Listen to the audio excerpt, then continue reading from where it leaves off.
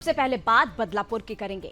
बदलापुर के एक स्कूल में मासूम बच्चियों के साथ शोषण करने का आरोपी अक्षय शिंदे पुलिस एनकाउंटर में मारा गया है। सामने आया है कि आरोपी अक्षय शिंदे ने पुलिस की गाड़ी में पुलिस की रिवॉल्वर छीनकर पुलिस टीम पर फायरिंग कर दी थी। आरोपी ने पुलिस टीम पर कई राउंड फायरिंग की थी, जिसमें पुलिस अधिकारी भी घायल हुए थे। पुलिस ने बताया कि यह घटना उस वक्त हुई जब पुलिस टीम अक्षय को तलोजा जेल से अपने साथ ले जा रही थी, लेकिन इस दौरान उसने फायरिंग कर डाली, जिसमें पुलिस की जवाबी कार्रवाई में वो खुद भी मारा गया। देखिए, वैसे तो इस खबर के पक्ष पर अगर नजर डाले तो पता चलता है कि बदलापुर एनकाउंटर के पीछे इंसाफ की भी कहानी है। कुछ लोग इसे जस्टिफाई कर रहे हैं तो कुछ महाराष्ट्र सरकार पर जमकर सियासी तीर भी छोड़ रहे हैं। आइए सबसे पहले आपको इस खबर का पक्ष बताते हैं, शिवम बताएंगे।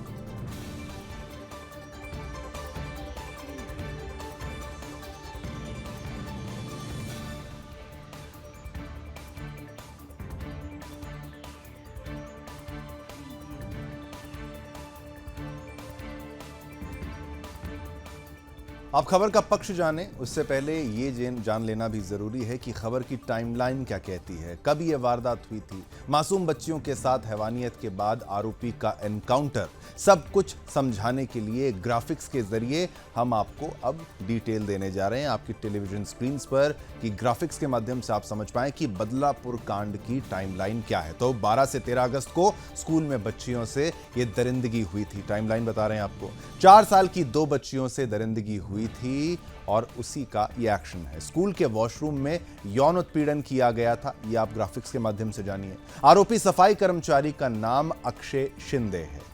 14 अगस्त को पुलिस को शिकायत दी गई थी और पुलिस ने शिकायत पर तुरंत एक्शन नहीं लिया, ये भी आपको बता दें। 17 अगस्त को आरोपी को गिरफ्तार किया गया था और फिर आगे क्या हुआ, यानी कि 20 अगस्त को लोग सड़कों पर उतरे और उनके द्वारा प्रदर्शन किया गया था और 20 अगस्त को ही 4 पुलिस वालों को सस्पेंड किया गया था। 4 पुलिस वाले सस्पेंड किए गए और फिर और आगे बढ़ते हैं तो 23 सितंबर पे आएंगे तो उस दिन बदलापुर रेप कांड का आरोपी मारा जा चुका है। तो अब ये तो आपने देखा कि कैसे इस मामले में अब तक क्या कुछ अपडेट सामने आया है। आइए अब हम आपको बताते हैं कि इस मामले पर हो रही सियासत के बीच सीएम एकनाथ शिंदे और डिप्टी सीएम देवेंद्र फडणवीस ने क्या कुछ कहा है।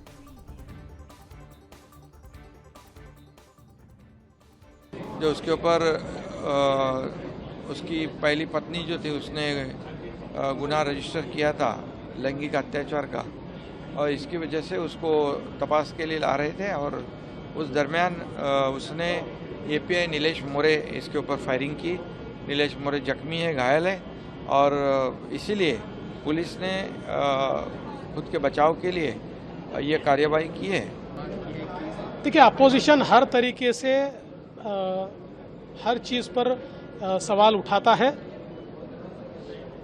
और यही अपोजिशन है जो बार बार बोलता था फांसी दे दीजिए। अब वही अपोजिशन जब पुलिस के ऊपर गोली चलाई जाती है तो पुलिस अपना रक्षण करेगी या नहीं करेगी। तो मुझे लगता है कि इसके ऊपर इस प्रकार से विवाद करना बहुत गलत बात है।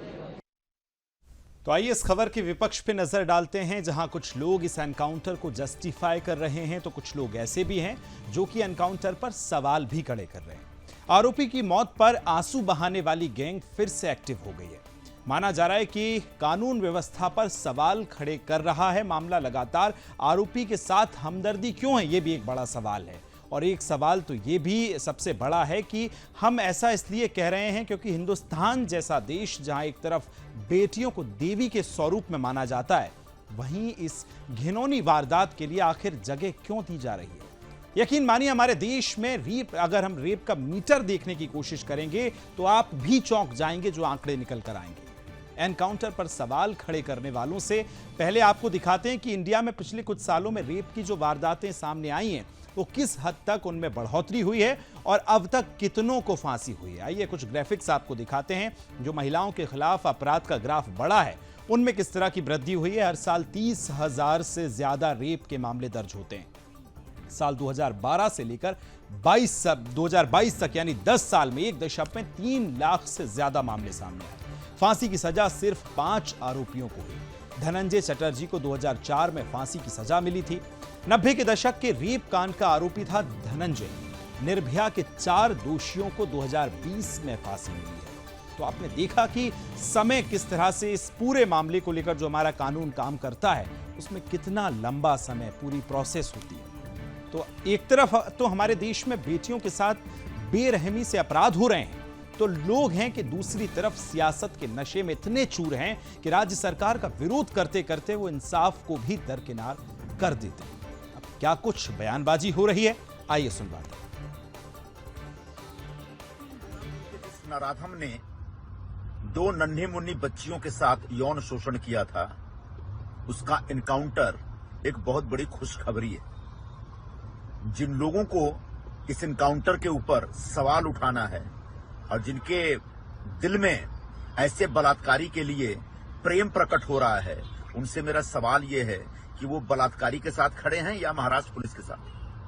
बदलापुर की घटना में जो पीड़ित बच्चियों के ऊपर जो अत्याचार हुआ था, उस आधार पर जनता ने उठाव किया और उसमें जो आरोपी पकड़ा गया था उसने जो खुदकुशी की या इस तरह की बातें सामने आ रही है। तो हमारी मांग है कि जो संचालक मंडल जो स्कूल का आरएसएस और बीजेपी का था, उनको बचाने के लिए इस तरह की घटना को किया गया है क्या, ये शंका सबके मन में है।